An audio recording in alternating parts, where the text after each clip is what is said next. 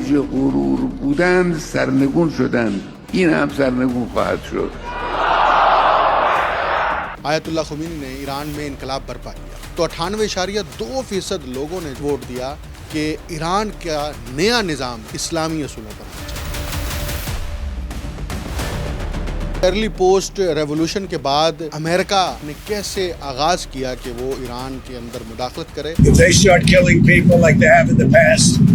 I think they're going to get hit very hard by the United States. شر پسند عناصر جو ان پرامن احتجاجات کو اور تحریک کو سبوتاج کرنا چاہتے ہیں، ایران نے بڑے لیول پر آپریشن کیا پورے ملک کے اندر اور ان لوگوں کو گرفتار کرایا تو اس سے ایک اور مہر لگ گئی۔ ان ایسٹس کو امریکہ نے اور یورپی اتحادیوں نے اپنی ایجنسیوں کے ذریعے سے یہاں پر انسٹال کیا۔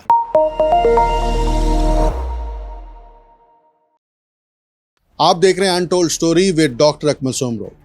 معاشروں کے اندر تبدیلی برپا کرنا اور نئے سماج کی تشکیل نو کرنا ہمیشہ مشکل اور بڑا ہدف رہا ہے۔ دنیا میں آج تک جہاں جہاں انقلابات برپا ہوئے ہیں ان انقلابات کا بنیادی ہدف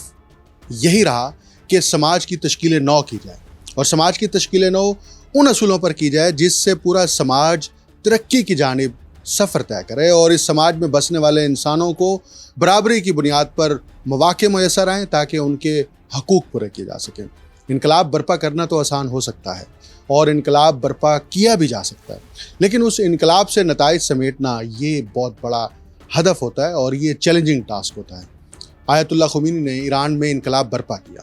1979 میں جب یہ انقلاب برپا ہوا تو اس کے فوری بعد جو سب سے بڑا ہدف تھا کہ ایران کے سماج کی تشکیل نو کیسے کی جائے۔ ایران وہ سماج تھا جہاں پر مختلف تجربات کیے جاتے رہے اور کم و بیش گزشتہ 2500 سال سے وہاں پر ایک شاہی حکومتیں تھیں اور درمیان میں ایک تھوڑا سا پیچ آیا تھا جس میں جمہوری حکومت کا انتخاب کیا گیا تھا، لیکن وہ بھی امریکہ اور CIA کی انٹرونشن کے بعد اس کو بھی ختم کر دیا گیا۔ آیت اللہ خمینی نے جب ایران کے سماج میں یہ انقلاب برپا کیا تو ان کے پیش نظر سب سے پہلا ہدف یہ تھا کہ اب سماج کو کس اصولوں کی بنیاد پر استوار کیا جائے۔ تو ایک ریفرنڈم کرایا گیا۔ اس ریفرنڈم میں کچھ سوالات جو ہیں وہ پبلک کے ساتھ شیئر کیے گئے اور اس کا پورا جو لب لباب تھا کہ سماج اسلامی اصولوں کے مطابق چلایا جائے یا دین یا مذہب کو جو ہے وہ ریاست کے معاملات میں دخل اندازی نہیں ہوگی۔ تو 98.2% لوگوں نے جو ہے اس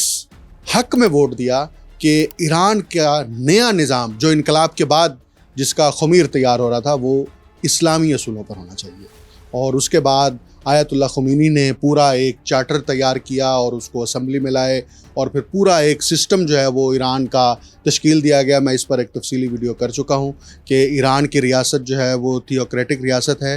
یا جمہوری ریاست ہے، اور ایران کا جو سپریم لیڈر ہے اس کے کیا اختیارات ہیں، اسمبلیوں کے کیا اختیارات ہیں، اور پبلک کو ان کے بنیادی حقوق فراہم کرنے کے لیے سسٹم کیسے آپریٹ کرتا ہے، یہ آپ پوری ویڈیو دیکھ سکتے ہیں۔ لیکن آج کے اس پروگرام میں جس موضوع کو بنیاد بنا رہا ہوں وہ ہے انقلاب کے بعد ایران کو درپیش سیاسی چیلنجنگ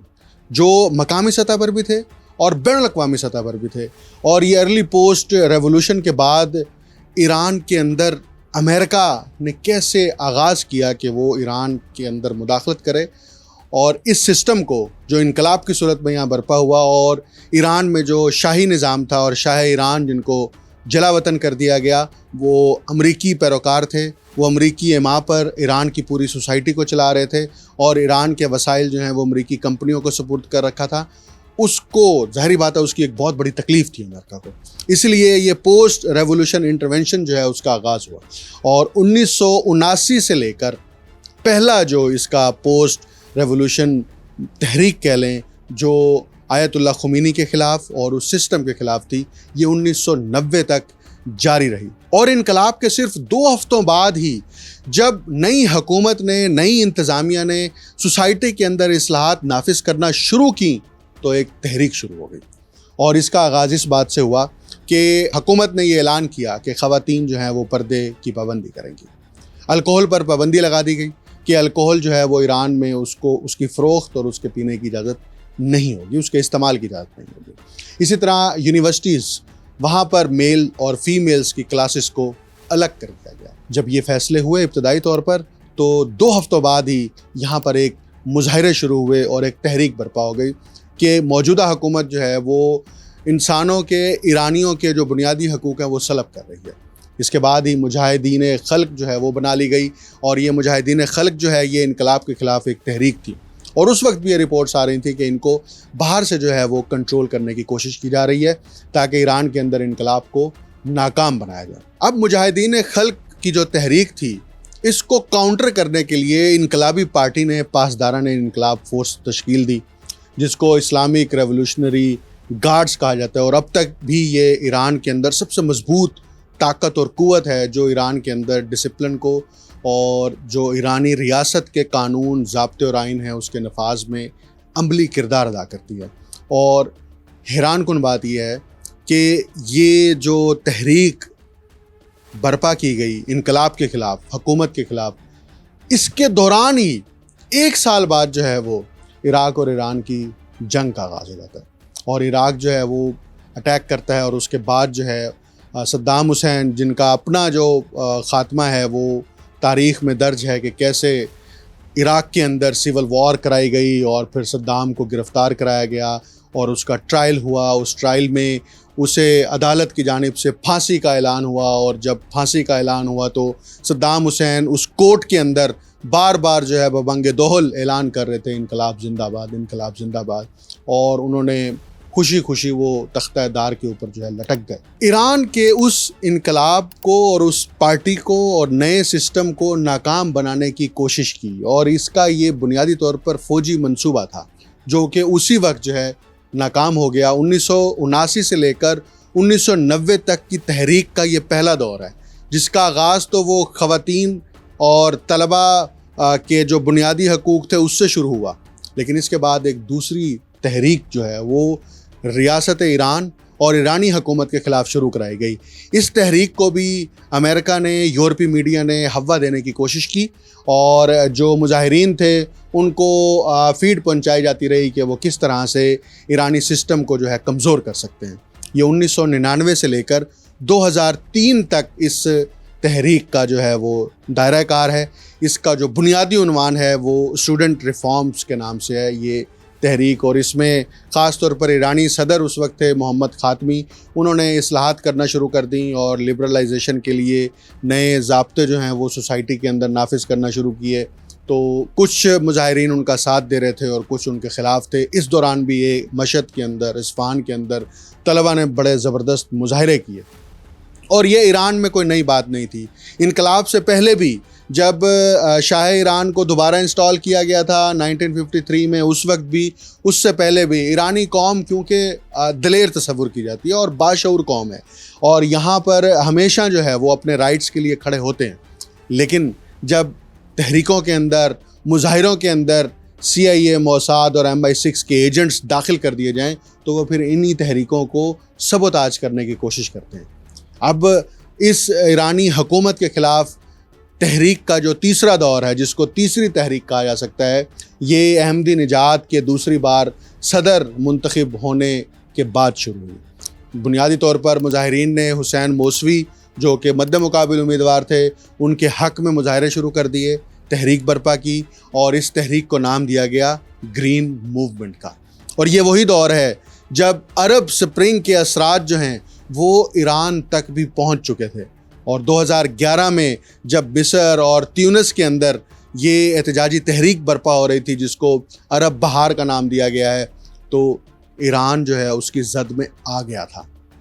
لیکن یہ گرین موومنٹ جو ہے یہ اپنے اثرات پیدا نہیں کر سکی کیونکہ ایرانی سسٹم بھی مضبوط تھا, اور ایران کے اندر بسنے والی آبادی کا ایک بہت بڑا حصہ جو ہے تناسب وہ ایرانی حکومت کے ساتھ تھا. 9 کروڑ کی آبادی کا یہ ملک ہے, اور اس کے جتنے بھی بڑے بڑے شہر ہیں ان شہروں نے ہمیشہ تاریخ میں بڑے بڑے مظاہرے دیکھے ہیں. لیکن مظاہرے جب ان کی جڑیں اور روٹس پبلک کے اندر ہوں, اپنی زمین کے اندر ہوں, اپنے سماج کے اندر ہوں, تو اس سے جو نتیجہ پیدا ہوتا ہے وہ اس سوسائٹی کے حق میں پیدا ہوتا ہے. لیکن اس کی جڑیں اگر واشنگٹن میں ہوں, نیو یارک میں ہوں, لندن میں ہوں, یا کسی بیرون ملک شہر میں ہوں, تو وہ پھر نتائج اس ریاست کے حق میں نہیں ہوتے. اور اس کے بعد جب یہ عرب سپرنگ چل رہا تھا, اس عرب سپرنگ کے دوران جو ہے صدر حسن روحانی جو ہے وہ صدر کے عہدے پر منتخب ہوتے ہیں, اور منتخب ہونے کے بعد انہوں نے اعلان کیا کہ اب وہ ریفارمز کریں گے، اور ریفارمز وہ اس لیے کرنا چاہتے ہیں کہ جو بین الاقوامی سطح پر اقوام متحدہ ہو یا امریکہ ہو، ان کی جانب سے ایران کے اوپر جو پابندیاں ہیں، اس پابندیوں کی وجہ سے ایران کا پورا سماج اور ریاست جو ہے وہ معاشی دباؤ کا شکار ہے، اس معاشی دباؤ سے نکالا جائے گا تاکہ ایران آزادانہ طور پر دیگر ممالک کے ساتھ اپنے تعلقات بحال کرے۔ اور حسن روحانی نے یہ فیصلہ کیا، اور اس وقت کی ایران کی لیڈرشپ نے فیصلہ کیا کہ وہ نیوکلیئر پروگرام کے اوپر امریکہ کے ساتھ ڈیل کرنے کو تیار ہے۔ اوباما کا یہ دور تھا، اوباما کے دور کے اندر جو ہے 2015 میں ایران اور امریکہ کے درمیان نیوکلیئر ڈیل ہو جاتی ہے، اور اس نیوکلیئر ڈیل کے ہوتے ہی ایران پر پابندیاں جو ہیں وہ ختم کر دی جاتی ہیں اور بہت حد تک نرمی کر دی جاتی ہے۔ اور اس نیوکلیئر ڈیل کے اندر امریکہ اکیلا نہیں تھا، اس میں برطانیہ تھا، جرمنی تھا اور فرانس تھا، اور یہ بطور گارنٹر تھے۔ اور جب یہ بطور گارنٹر نیوکلیئر ڈیل ہو گئی تو انفارچونیٹلی کہیں یا امریکہ کے اندر جو ڈیپ سٹیٹ وہاں پر آپریٹ کرتی ہے، جس کے براہ راست تعلقات اور لنکس ہیں اسرائیل کے ساتھ اور اسرائیلی ریاست کے ساتھ، وہ ہمیشہ دونوں پولیٹیکل پارٹیز، چاہے وہ ڈیموکریٹس ہوں اور ریپبلکنز ہوں یا ان کے اوپر بڑا امبریلا کانگریس کا ہو، وہ اس کو کنٹرول کرتے ہیں۔ اور وہ اس لیے کنٹرول کرتے ہیں کہ مڈل ایسٹ کے اندر جو اسرائیل کی اجارہ داری ہے اس کو کوئی دوسری طاقت چیلنج نہ کر سکے۔ یہی وجہ ہے کہ ٹرمپ جب پہلی دفعہ 2016 میں صدر منتخب ہوئے تو ٹھیک اس ڈیل کے 1 سال بعد انہوں نے نیوکلیئر ڈیل جو ایک سوورن سٹیٹ کے ساتھ ہوئی تھی، یک طرفہ طور پر اس کو معطل کر دیا اور سسپینڈ کر دیا۔ اور اس وقت بھی انہوں نے ایک ٹویٹ جاری کیا تھا، اس ٹویٹ میں لکھا تھا کہ اوباما جو ہیں غیر ضروری طور پر تقریباً 1.8 ارب پاؤنڈ کا جو ہے وہ ایران کو براہ راست فائدہ دیا ہے، مالی فائدہ دیا ہے، اور وہ پیسے جو ہیں وہ ایران کو منتقل کیے گئے ہیں، اور اسی لیے جو ہے وہ اس نیوکلیئر ڈیل کی بنیاد پر ایرانی سماج کو، ایرانی ریاست کو معاشی طور پر مضبوط ہونے کی اجازت نہیں دیں گے۔ اور جیسے ہی نیوکلیئر ڈیل کا یک طرفہ طور پر خاتمہ کیا گیا، اس میں ٹرمپ نے یہ مدعا اپنایا کہ وہ اس لیے اس ڈیل کو منسوخ اور معاہدے کو منسوخ کر رہے ہیں کہ ایران کا جو نیوکلیئر پروگرام ہے وہ کنٹرول نہیں ہو رہا۔ اور ایران ہمیشہ اس بات پر بین الاقوامی سطح پر جتنے بھی ادارے ہیں ان کو یہ باور کراتا رہا ہے اور انسپیکشن کراتا رہا ہے کہ ایران کا یہ نیوکلیئر پروگرام یہ سول پروگرام ہے، یہ کسی ملٹری وارفیئر کا نتیجہ نہیں ہے اور نہ یہ اہداف میں شامل ہے۔ لیکن کیونکہ اسرائیل بار بار امریکہ کے اوپر اور کانگریس کے اوپر یہ دباؤ ڈالتا ہے کہ ایران کا نیوکلیئر پروگرام حتمی طور پر نیوکلیئر ایٹم بم بنانے کی طرف جائے گا، اس سے ان کو خطرہ ہو سکتا ہے۔ اب یہ تیسری تحریک کے دوران ایران کے سماج کے اندر یہ سارا کچھ ہو رہا تھا، اور اس کا ایک بہت بڑا سیٹ بیک ہے جس کو جھٹکا کہتے ہیں، امریکہ نے اس ڈیل کو منسوخ کر کے کیا۔ چوتھی تحریک ایران کے اندر ایرانی ریاست اور سسٹم کے خلاف شروع ہوتی ہے، وہ 2022 میں اس کا آغاز ہوتا ہے میسا امینی کی ہلاکت کے بعد، اور اس میں مظاہرین جو ہیں مسلسل سراپا احتجاج ہوتے ہیں، سڑکوں پر آتے ہیں اور ان کو آرگنائز کرنے کی کوشش کی جاتی ہے۔ یورپ اور امریکہ جو ہے میسا امینی کے حق میں جو مظاہرے ہو رہے تھے اور اس کی جو ہلاکت تھی اس پر مسلسل کوریج کر رہا تھا، سٹوریز کر رہا تھا، اور 3 سال سے یہ مظاہرے وقتاً فوقتاً جاری رہے۔ لیکن دلچسپ بات یہ ہے کہ جب مظاہرین سڑکوں پر آتے ہیں وہ کسی لیڈرشپ کے تحت نہیں آتے، ان کا کوئی ایک لیڈر نہیں ہے۔ جب لیڈر نہیں ہے تو حکومت مظاہرین کے مطالبات کو پورا کرنے کے لیے کس کے ساتھ مذاکرات کرے؟ ان کی کوئی ٹیم بنی ہو، کوئی کمیٹی بنی ہو، اس کمیٹی کو یہ جو ہے لیجیٹیمیٹ پاور دے کہ ہاں بھائی یہ ہمارے مظاہرین کے یہ نمائندے ہیں، ان کے ساتھ ڈائلاگ کیے جا سکتے ہیں۔ اب ایسا کچھ بھی نہیں ہے۔ کیوں ایسا کچھ نہیں ہے؟ کہ وہ مظاہرین جو ہیں وہ ٹھیک ہے کسی حد تک ان میں درد دل ہوگا، وہ کہہ رہے ہوں گے کہ ریاست جو ہے وہ جبر کر رہی ہے، ظلم کر رہی ہے، لیکن کبھی بھی لیڈر لیس تحریک جو ہے وہ کامیاب نہیں ہوتی، وہ ہمیشہ انتشار پیدا کرتی ہے۔ اور یہ انتشار جو ہے ہمیں ابھی ریسنٹلی یہ 5ویں تحریک کے اندر ہمیں نظر آیا، جس کا آغاز 3 ہفتے پہلے ہوا، یعنی دسمبر کے آخری دنوں میں۔ اور اب جو ہے یہ تحریک جو اپیرنٹلی لگ رہی تھی کہ یہ پورے سسٹم کو گرا دے گی، حکومت کو بھی گرائے گی، ریاست کو بھی گرائے گی، اور ایک نئی حکومت ایران کے اندر انسٹال ہوگی، لیکن ایسا نہیں ہوا، کیونکہ ایران اس ریجن کے اندر نہ صرف ایک بڑی طاقت ہے بلکہ ایران نے اپنے ہمسایہ ممالک کے ساتھ بھی اپنی گڈ ڈپلومیٹک پالیسیز کے ذریعے سے تعلقات کو مضبوط کیا ہے۔ لیکن اس دوران ایک بڑا دلچسپ بیان جو ہے اس کراؤن پرنس کی طرف سے آیا جو 1979 سے امریکہ میں مقیم ہے اور کہہ سکتے ہیں کہ وہ امریکی شہری ہے. اس نے یہ بیان وہاں سے بیٹھ کے دیا اور ٹیلی ویژن کو دیا کہ وہ اگر اقتدار میں آئے، حالانکہ نہ تم 3 میں نہ 13 میں نہ تحریک چلانے والوں میں، اور امریکہ نے آپ کو یہ کہہ دیا کہ آپ کو یہ تھوڑا سا آسرا مل گیا کہ کہیں میں اب پہنچوں گا اور دوبارہ بادشاہ بن جاؤں گا ایران کا، اور آپ نے وہاں بیٹھ کر یہ بیان داغ دیا کہ ایران کا نیوکلیئر پروگرام جو ہے وہ بند کر دیں گے. ارے بھائی بات یہ ہے 1979 سے آپ باہر بیٹھے ہیں، آپ اس سسٹم کا حصہ نہیں ہیں، وہاں کے عوام کے ساتھ آپ کا کوئی کنیکشن نہیں ہے. اسی لیے تو ٹرمپ نے فوری طور پر بیان دیا تھا نا کہ وہ نہیں سمجھتے کہ رضا پہلوی کی ایرانی حکومت کے اندر کوئی پذیرائی ہے، اور وہ پذیرائی جو ہے نہیں ہے، اس لیے وہ یہ نہیں سوچ سکتے کہ وہ انہیں وہاں پر حکومت سونپیں یا حکومت دیں. اب ہوا یہ کہ اس مظاہرین کی حالیہ تحریک کو ناکام بنانے کے لیے جو ایران نے پالیسی بنائی اس کو ایگزیکیوٹ کیا. اس میں سب سے اہم یہ ہے کہ اسٹریٹ پاور کو مضبوط کیا. یونیورسٹیوں کے اندر جہاں سے مظاہرے ہو رہے تھے ان کو کنٹرول کیا. اپنے پاسداران انقلاب کی جو فورس تھی ان کو گلی محلوں کی سطح پر جو ہے وہ تعینات کیا. کس لیے تعینات کیا؟ اس لیے تعینات نہیں کیا کہ ایرانیوں کا خدا نخواستہ قتل عام کرانا ہے، اس لیے تعینات کیا کہ وہ شر پسند عناصر جو ان پرامن احتجاجات کو اور تحریک کو سبوتاج کرنا چاہتے ہیں ان پر نظر رکھیں اور ان کو گرفتار کریں. اور جب ایران نے وہ آپریشن ٹائٹ کیا اور بڑے لیول پر آپریشن کیا پورے ملک کے اندر اور ان لوگوں کو گرفتار کرایا اور تھوڑا سا فلر بھیجا کہ جناب اب ہم ان کو پھانسیاں دیں گے، تو فوری طور پر امریکہ اور اس کے اتحادی متحرک ہو گئے کہ نہیں ان کو پھانسیاں نہیں ہوں گی، ہم ان کو پھانسیاں نہیں دینے دیں گے. تو اس سے ایک اور مہر لگ گئی کہ ہاں جی یہ ان کے ایسٹس تھے. ان ایسٹس کو امریکہ نے اور یورپی اتحادیوں نے اپنے ایجنسیوں کے ذریعے سے یہاں پر انسٹال کیا،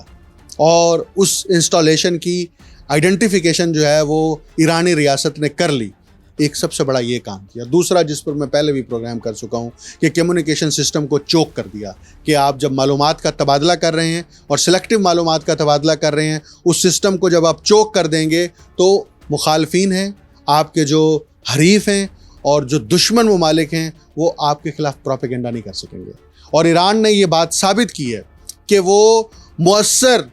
اسٹریٹجک پالیسی کے ذریعے سے داخلی طور پر بھی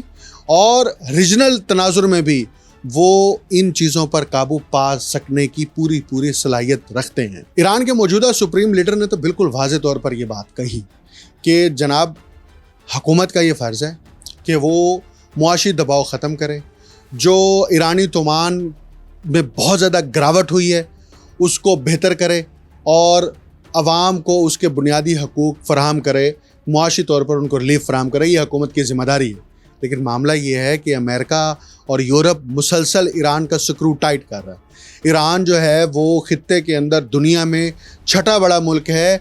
آئل پروڈکشن کے حوالے سے، لیکن اسے اس بات کی اجازت نہیں ہے کہ وہ آئل جو ہے وہ دنیا کو فروخت کرے. اور اگر کوئی ملک ایران سے تیل خریدتا ہے تو امریکہ اس کے اوپر پابندیاں لگا دیتا ہے. اور ابھی ٹرمپ نے 3 دن پہلے یہ بیان جاری کیا کہ اگر کوئی ملک ایران سے ٹریڈ کو جاری رکھتا ہے، تعلقات کو بڑھاتا ہے، تو ہم ان کے اوپر اضافی 25% ٹیرف عائد کر دیں گے. یہ اسی سوچ کا شاخصانہ ہے جس کے اندر فسطائیت ہے. اور امریکہ جو ہے وہ کیونکہ خود کو دنیا کا مالک سمجھتا ہے، تمام ممالک کو کنٹرول کرنے کا لیجیٹیمیٹ اپنے آپ کو سوورن پاور سمجھتا ہے خود ساختہ طور پر، تو وہ یہی چاہتا تھا کہ ایران کے اندر بھی جو ہے وہ اپنا رجیم چینج کرنے کی کوشش کرے. لیکن ایران کی عوام نے، ایران کی ریاست نے، حکومت نے امریکہ کے یہ سارے خواب اور پلان جو ہیں ان کو زمین بوس کر دیا ہے. مجھے ڈاکٹر اکمل سومرو کو اجازت دیجیے. اللہ حافظ.